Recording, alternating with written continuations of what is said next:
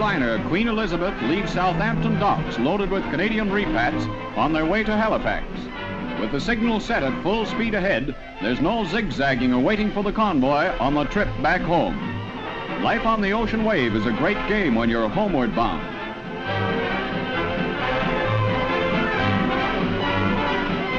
Even though there are no tinned fish in the sea, boat drill is carried on just the same. The galley operates on American rations, so everybody's happy. The advantage of an upper berth is that it's more private, even if you have further to fall when the sea gets rough.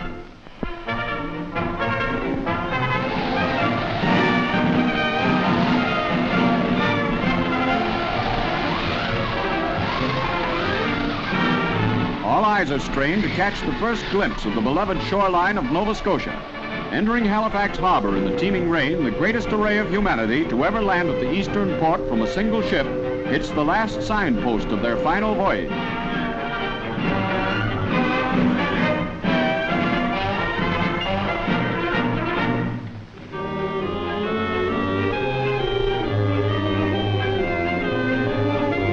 One of the two div units, the Toronto Scottish, are first ashore.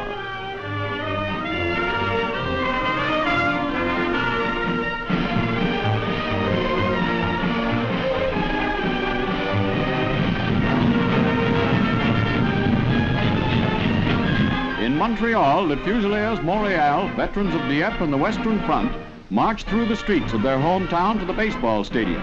Here, a ceremony of welcome is conducted by Archbishop Charbonneau and by a former CO of the regiment, Brigadier Gauvreau, DSO.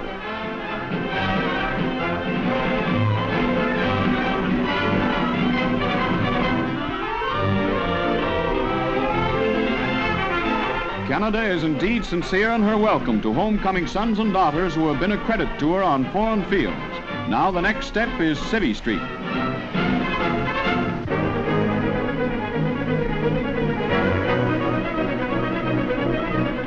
With Canada going on record that Britain shall not suffer through lack of food, hog farms in the Dominion go all out to meet the demand. Any resemblance which may be seen here to persons living or dead is purely coincidental.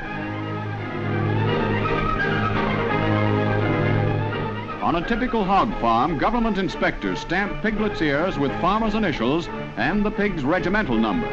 Full records are kept of each squealer to aid the rationing system. The most advanced methods of feeding are used to raise prime porkers to the fat age of maturity. At various points, the Department of Agriculture operate test stations. Here, stock is brought from each farm for fattening and observations as to breed quality.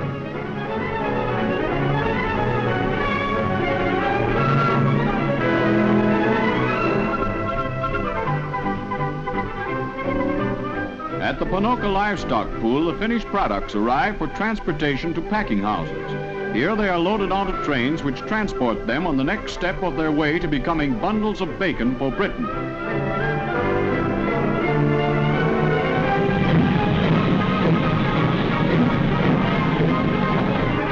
After being taken for their one-way ride, they arrive at the packing plant where they lose their numbers and become just so many points on the ration.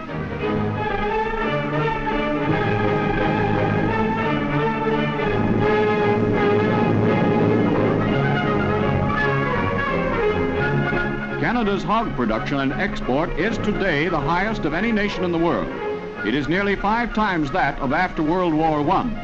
With 4/5 of her wartime ham and bacon exports continuing to go to Britain, the Dominion is playing a stellar role in the fight to maintain the meat ration standard in the UK.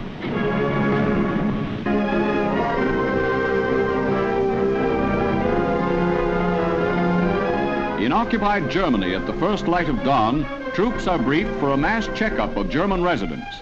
Divided into areas, the whole countryside is scientifically searched by various units of the CAOF. The Nova Scotia Highlanders give the once-over to a district in the northern plains of Germany. Identification cards are checked in the search for those who are still hiding from Allied justice. Houses are combed for hidden firearms, Nazi literature, or anything pertaining to the super race creed. Further questioning is given those who don't give the right answers.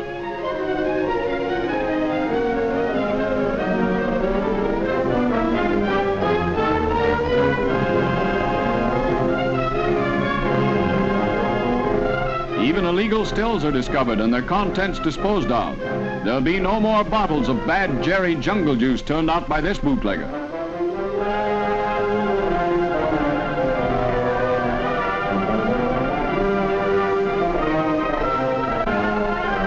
Those Germans whose papers are not in good order are taken to an advance headquarters. Intelligence officers deal with most matters on the spot. If the case is serious, it is handled by military government officials and higher authority. Thus, the security parties of the CAOF are on the job to see that Germany remains for all time on the straight and narrow.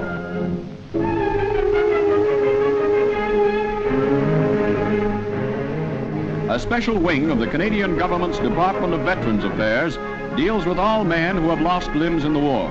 First, skilled craftsmen fit them with artificial limbs. While this is going on, exercises and games are carried out to increase the efficiency of the veterans in getting along without their lost member. All the time they are readjusting themselves for civvy life. Then the artificial limbs are fitted on and training is given in the best way to use them. The results are truly remarkable.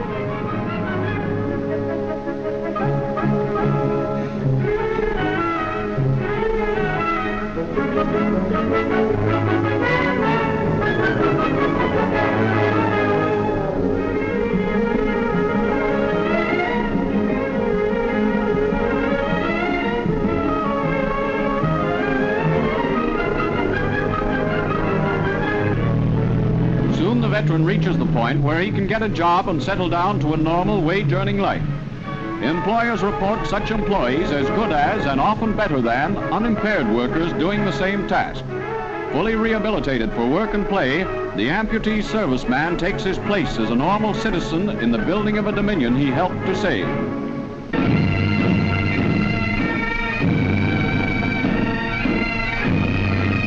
Down the Champs-Élysées from the Arc de Triomphe marches the pipe band of the CWAC. Under the direction of Pipe Major Lillian Grant of Victoria, BC, the Heelan lassies from the Dominion are the toast of Gay Paris.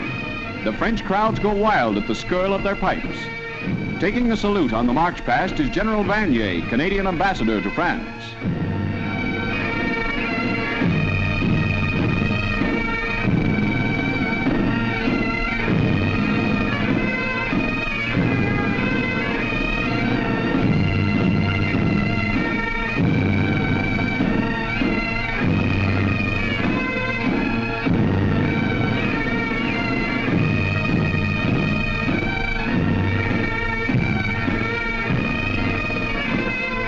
After marching around the Place de la Concorde, the band is received in the Tuileries Gardens by General and Mrs. Vanier.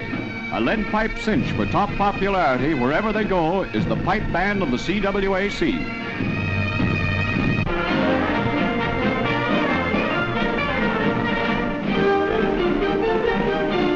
It's time for the face-off in Toronto's Maple Leaf Gardens in the opening game of the National Hockey League Series. Nick and Don Metz put on the padding, while McCool, the Toronto goalie, prepares for sensational saves. There'll be some great stick handling tonight as the Bruins and Leafs start after the old pennant. Private Smokey Smith, VC, drops the rubber to start the first period on its way to history, and the battle is on.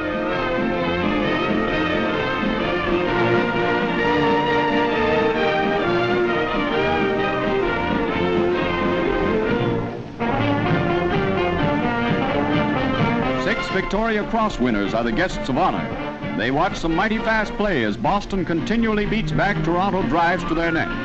Record crowds in the Carlton Street Hockey Palace sure get their money's worth as the flashing blades tear up the ice.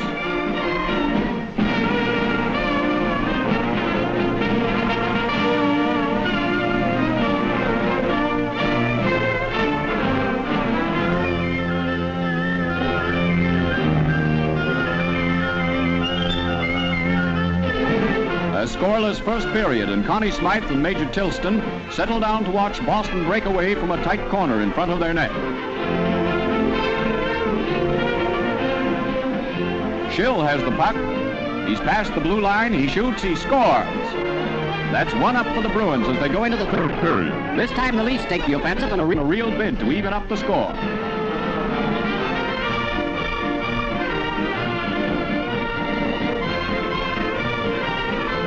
Davidson makes the lone score for the Queen City. He ends the game with the final score, Boston Bruins 1, Toronto Maple Leafs 1.